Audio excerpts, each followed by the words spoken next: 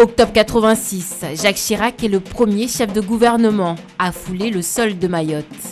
Un déplacement hautement symbolique. Pour les Mahorais, c'est la reconnaissance devant le monde entier de l'ancrage de leur île à la France et le début d'une longue histoire d'amour avec la droite française. Mais le Premier ministre est aussi là pour mettre en garde contre une départementalisation trop hâtive. Il ne faut jamais mettre la charrue avant les bœufs. Je suis persuadé que cette formule est vraie, en toutes circonstances, et pour vous aussi. Novembre 1994, la collectivité territoriale de Mayotte reçoit Édouard Balladur. Il vient annoncer un référendum sur la départementalisation. L'ancrage de Mayotte dans la République est un objectif qui nous rassemble.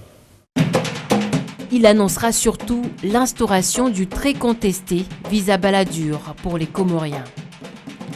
2001, Lionel Jospin est le premier chef de gouvernement de gauche à s'aventurer à Mayotte, bastion de la droite. Younoussa Bamana ironise. Chacun sait que ce n'est pas souvent que nous recevons un chef de gouvernement de gauche. Avec les visites viennent les promesses. Lionel Jospin promet le rattrapage social. 5 ans plus tard, Dominique de Villepin annonce la construction d'un second hôpital. En 2009, ce sera François Fillon. Il vient rassurer les Mahorais sur la départementalisation prévue pour 2011. Il annonce surtout un plan de relance pour les écoles. 4 ans après la départementalisation, Mayotte accuse encore un énorme retard. Manuel Valls arrive avec un contrat plan État-région de 378 millions d'euros à Mayotte.